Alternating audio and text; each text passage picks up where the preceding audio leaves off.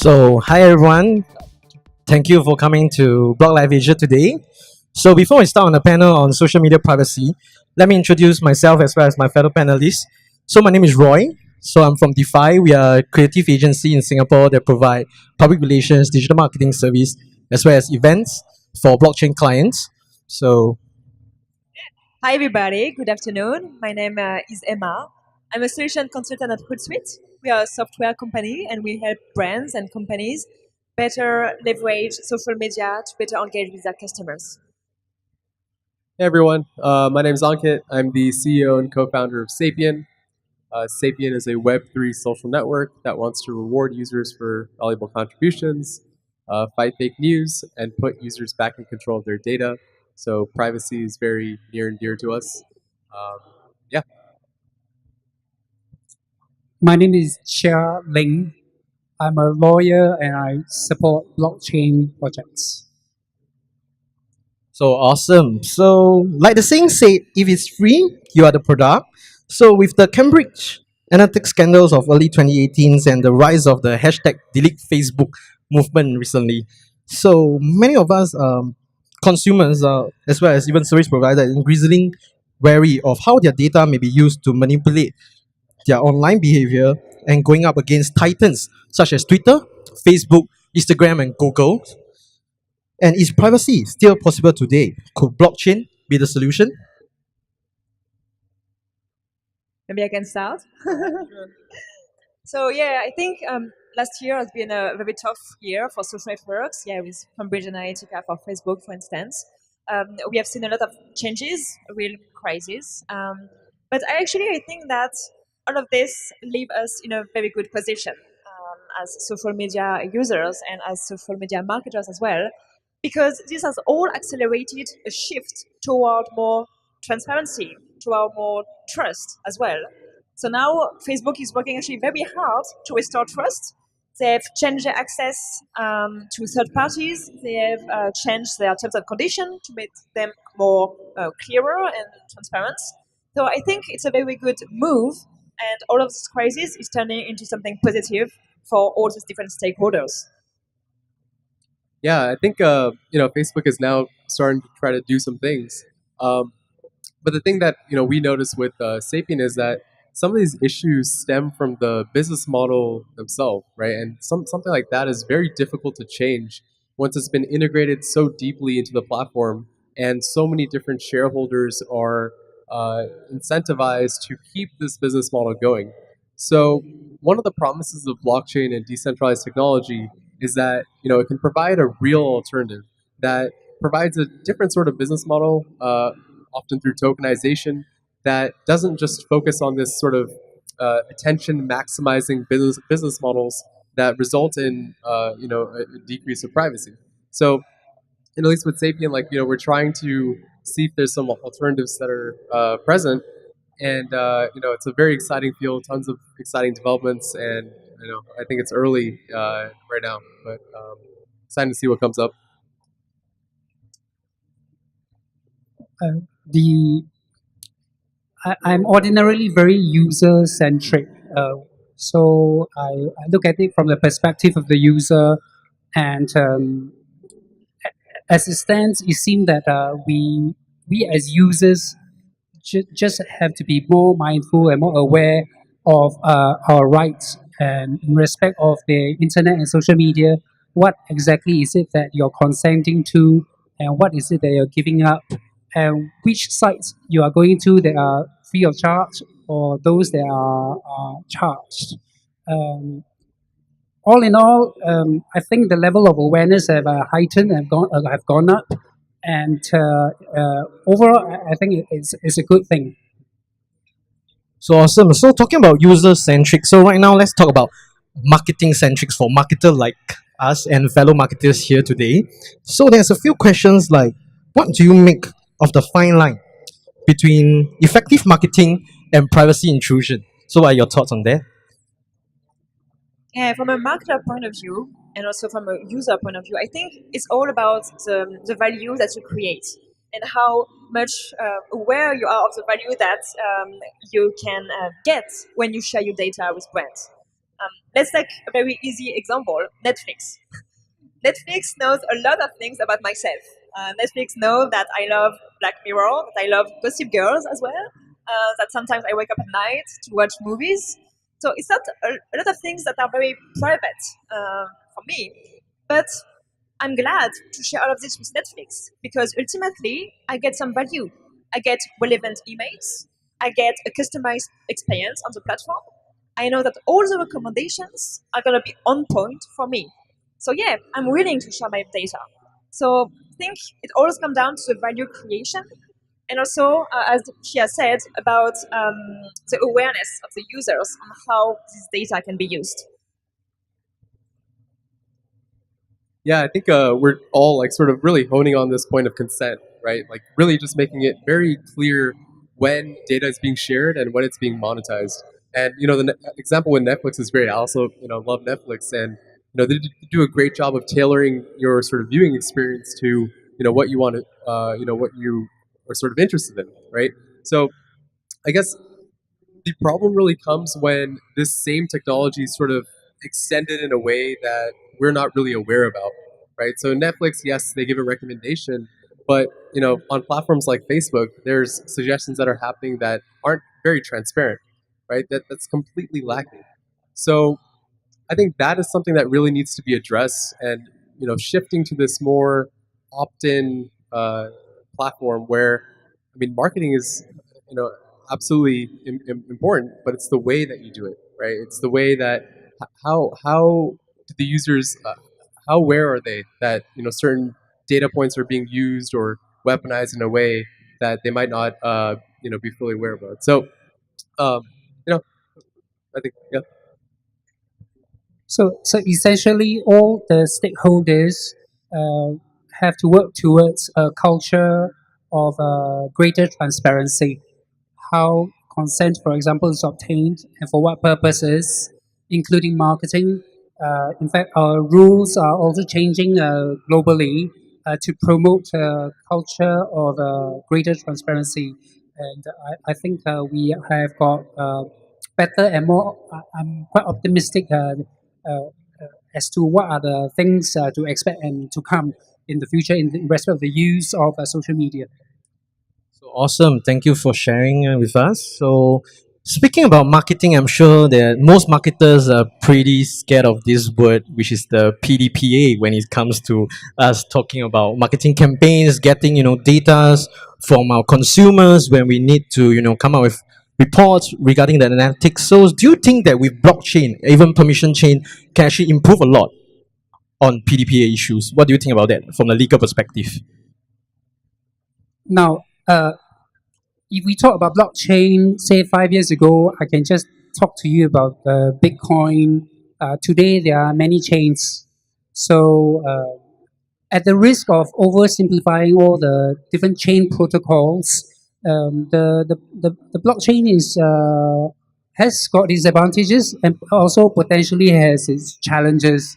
Uh, the the the thing about the blockchain generally is in respect of certain chains, especially the public ones, one might argue that there is complete transparency to the detriment of the protection of, say, privacy. Say, for example, some people argue that Bitcoin transactions are completely transparent, but we still need to have regard to the notion of what I call actionable transparency. Yeah, because it's not easy for you in a Bitcoin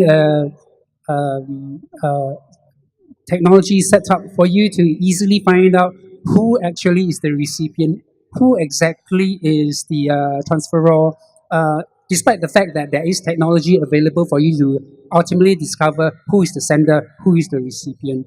And for and very often, some people think that privacy, you got greater privacy. That also means that you have less transparency. But for any blockchain or for the blockchain technology to flourish and prosper, you need to design your blockchain or your distributed technology to cater to both issues. One is greater privacy, but and at the same time greater actionable transparency. Yeah, no, these are some really great points, and the beautiful thing is that there's so many different blockchains out there, and it might not just be one blockchain that has all the answers, right? Whereas Bitcoin, yes, everything is public and transparent.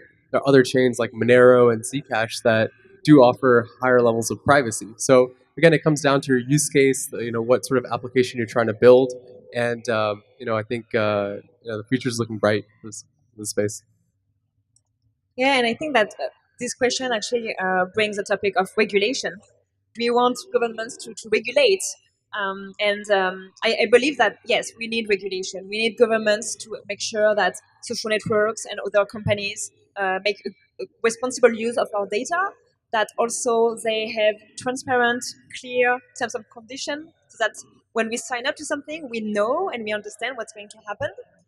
But on the other hand, I also think that it's our own responsibility of all of us as users to, yes, be aware of what kind of data we are sharing and how we want to use it, and to read those terms and conditions. Because it's a bit easy to say that, oh my God, Facebook, what are they doing with my data? But come on, we know that, right? We know that our data is going to be used. So it's our own responsibility, and I think we should all take more ownership as well.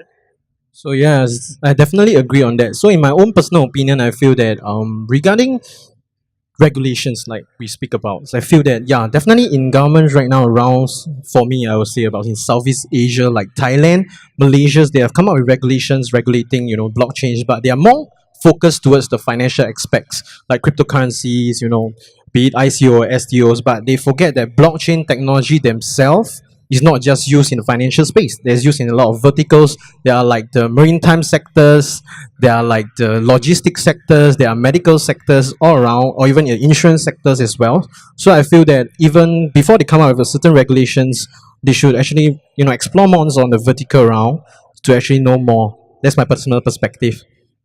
Yeah, interesting, Roy, that you should say that because normally the law lags behind technology. There's always the complaint. Yeah.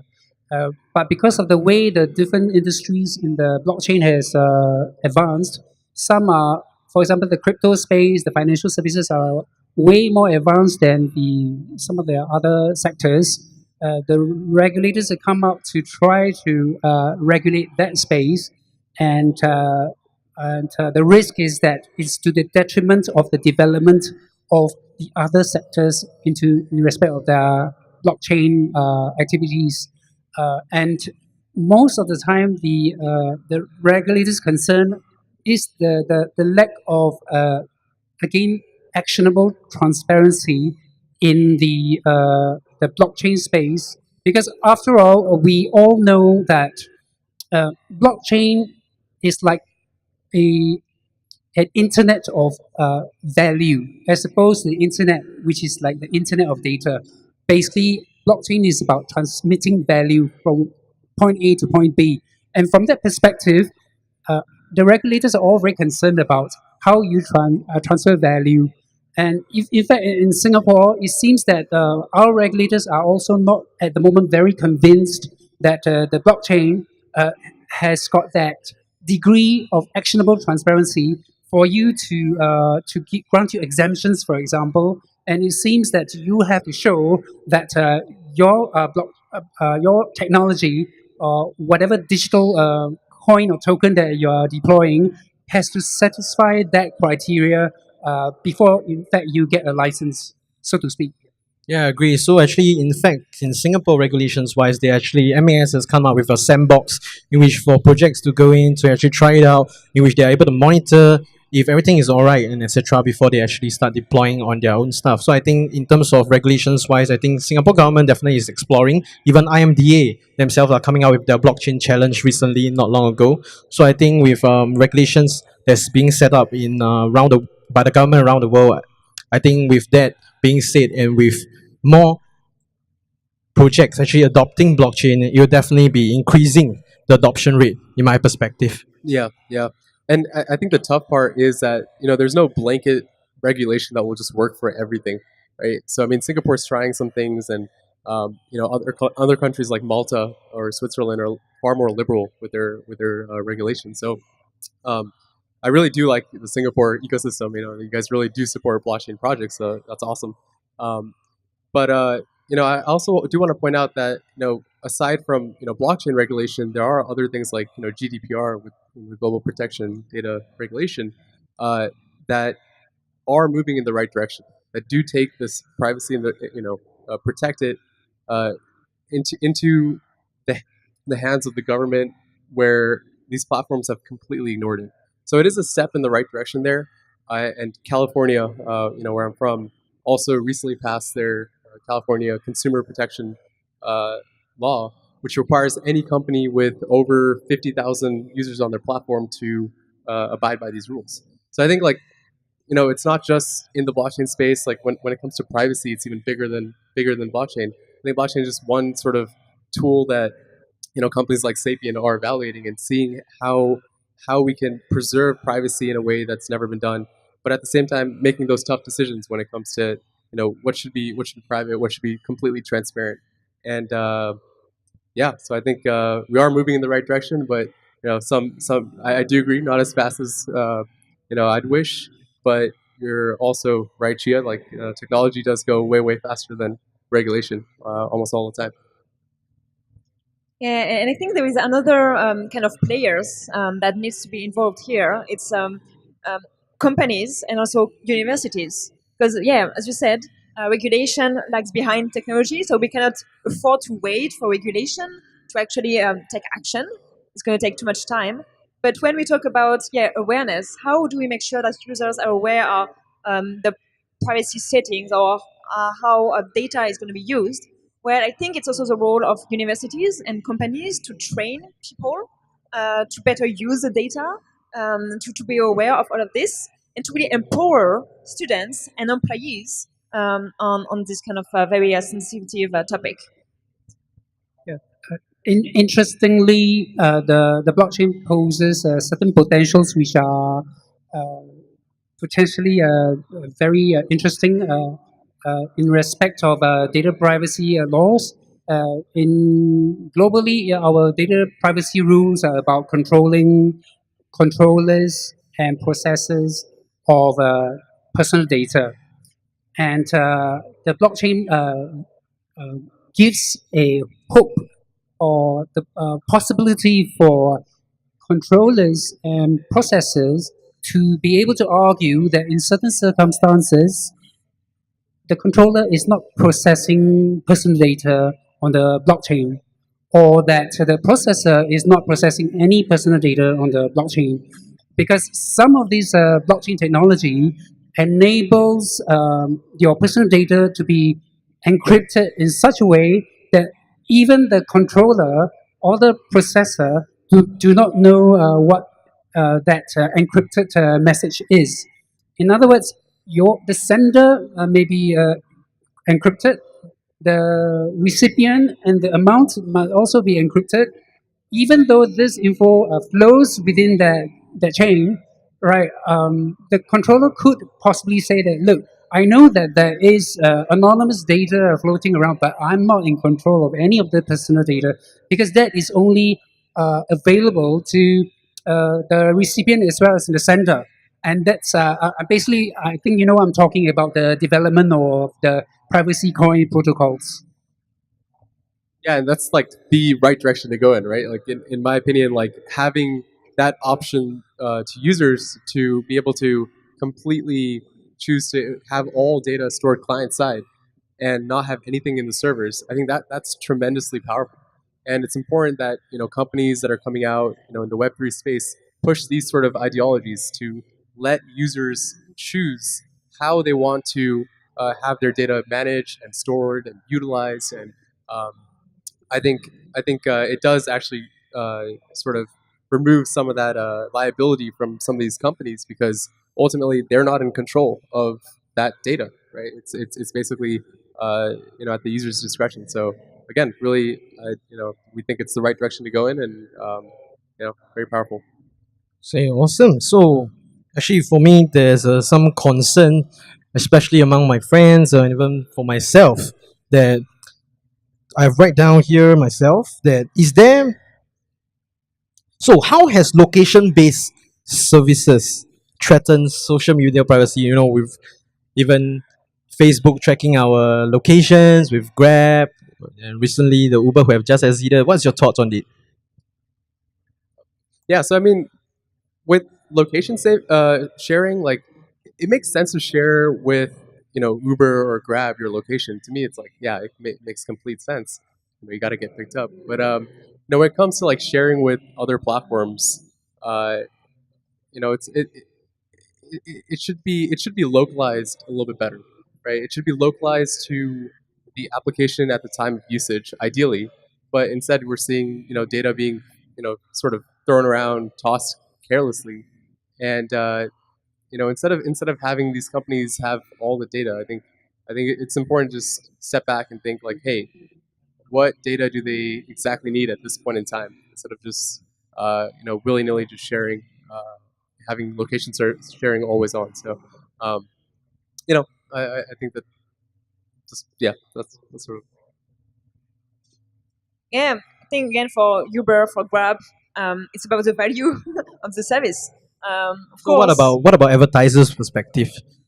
So in terms of advertising that actually leverage on not just social media platforms or even on media publications that tracks your location service with push notifications, often they ask do you want to turn on your notifications or turn on your locations? So I think for that they could argue that they could track just based on getting the data on the demographics per se, but do you think that is intrusive towards the privacy? think it should be a choice of the user. Uh, Maybe I want to get promotions when I'm in Marina Bay Sands because I want to buy some Gucci clothes. Maybe. Then it's my personal choice. But at least first, it should be a clear question. It should be a clear sign up from me. And then again, I should be able to turn this off whenever I want, and also make sure that if I want my data to disappear, this could be an option. Yeah. So location-based data is likely personal data, which is regulated. Yeah, and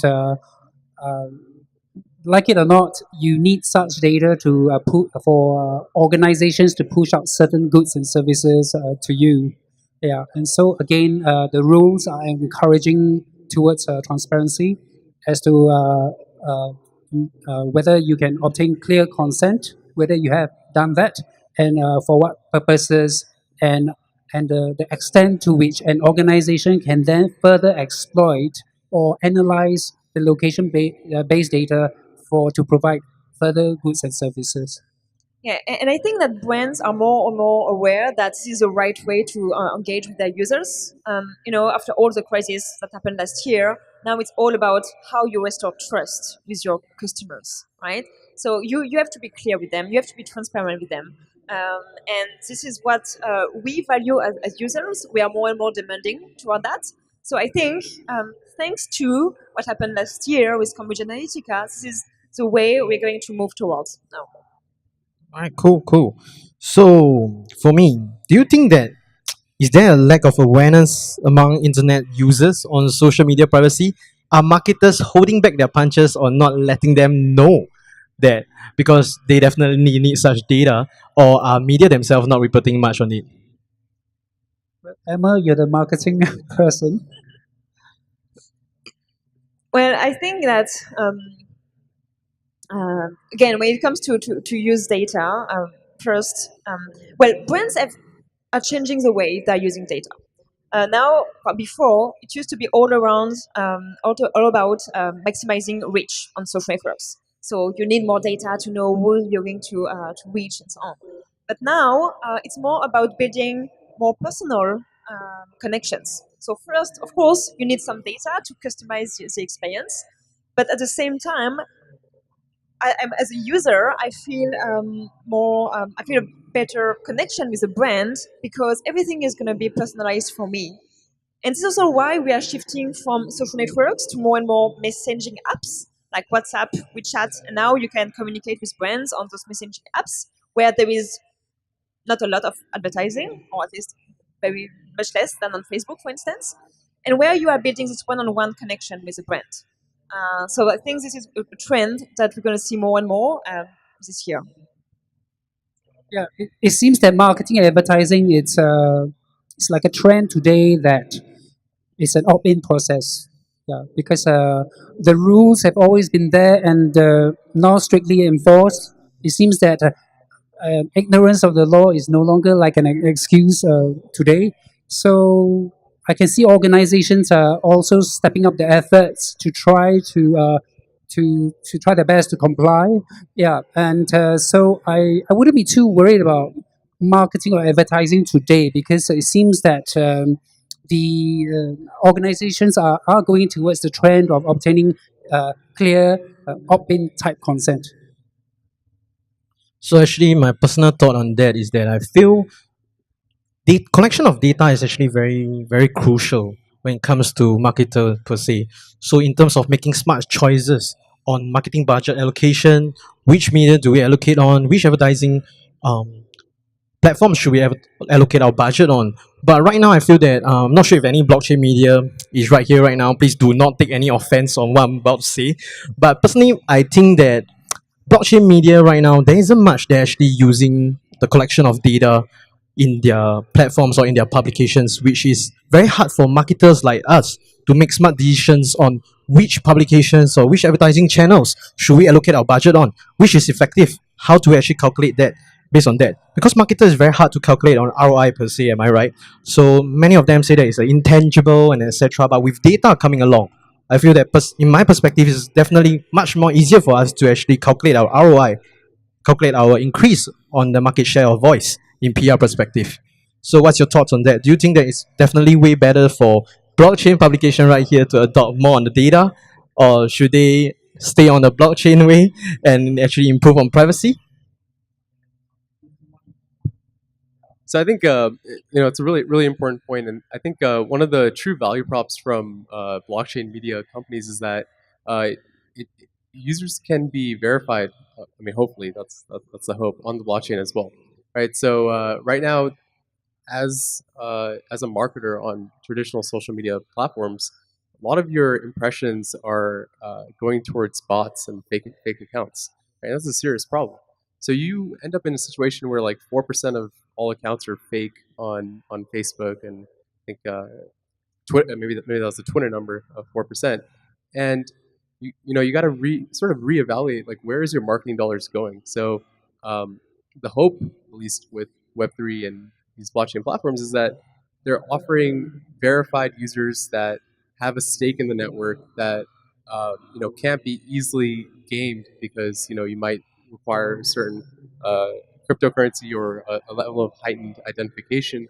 And I personally think that it's still early, but there is a lot of sort of interesting approaches that we can take when it comes to blockchain media. So yeah.